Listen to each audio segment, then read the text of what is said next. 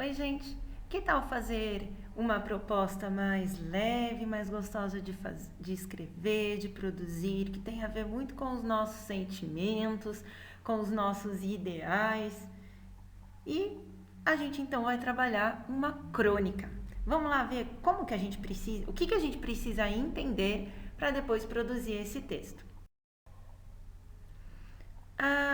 A crônica ela surge como um texto jornalístico, né? Que são pessoas de colunas de jornais, de TV, de revista, são pessoas que observam acontecimentos, né? Mas eles têm vamos dizer assim, um feeling maior para observar coisas que a maioria das pessoas não conseguem ver. Então, eles são sutis nessa observação. E aí criam crônicas a partir de situações, né? Criavam aí as crônicas jornalísticas a partir de situações do cotidiano, né?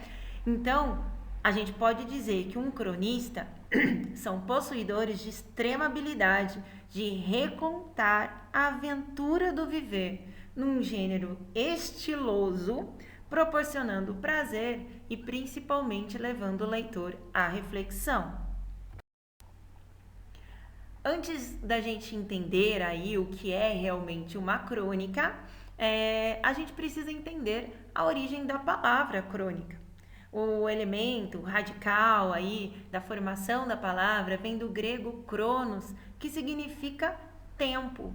Então, na tradução clássica, o deus Cronos representava o tempo. Então, é um texto que vai falar de um determinado tempo e não de toda uma história, é uma situação só, né? E essa situação, ou essa vontade, ou esse momento, ou essa inspiração, ela precisa ser única.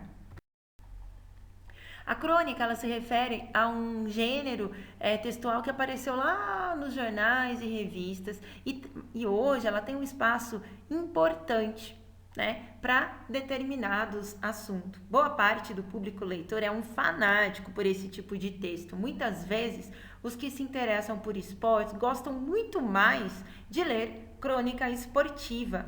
Um outro exemplo são as pessoas que leem jornais ou revistas para saberem o que está passando entre as, as camadas mais elevadas aí, né? E aí a gente tem, por exemplo, um cronista de moda. Então, diariamente, as crônicas, elas surgem dos mais variados assuntos. O que a gente vai trabalhar, o que normalmente a gente trabalha em colégio, né, são as crônicas sociais, né, as crônicas que mostram problemas sociais e leva ao leitor, o leitor a uma reflexão. Hoje a gente não vai trabalhar diretamente com isso, mas mais ou menos isso. A crônica, ela é um determinado momento, então você não vai contar uma história longa, é sempre um determinado momento. Os autores envolvidos, né, no texto, eles também podem conversar com os leitores, né, desde que isso faça o leitor ter uma reflexão.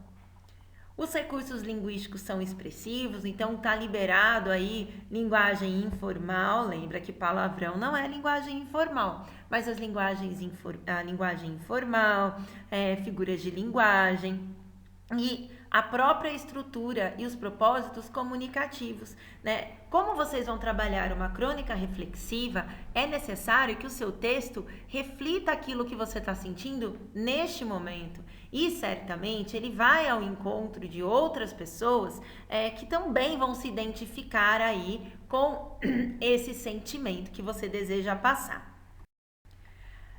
Ela deve ser clara, objetiva, pode ter ironismo, pode ser séria, não se escolhe assunto, né? Você pode falar sobre qualquer tema. Hoje a gente vai, para você entender, a gente vai falar de um tema, mas você pode abrir aí esse leque para muitas coisas, né? Outra coisa é conversa com todo mundo, ele não tem um público específico, ele retrata o pitoresco, ou seja, aquele detalhe mesmo da cena.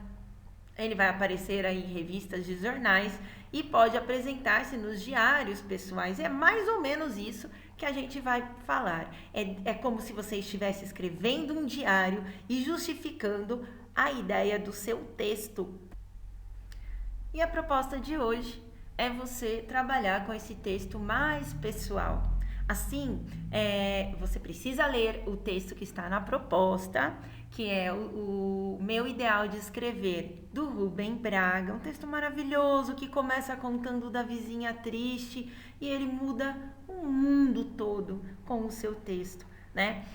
Pense, você que vai escrever o seu texto agora, quais são as situações ou qual situação você queria mudar? Assim como o Rubem Braga, pense como você gostaria de mudar o mundo e diga no ideal do seu texto. Então, o meu ideal de escrever seria o que você gostaria de mudar. Essa mudança pode ser pessoal, familiar, social.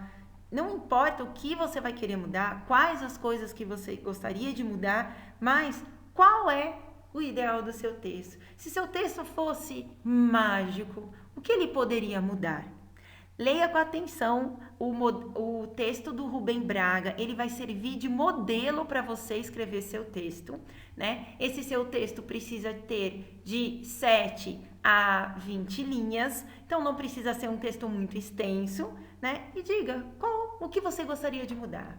Então pense que você poderia, não precisa defender tese, não precisa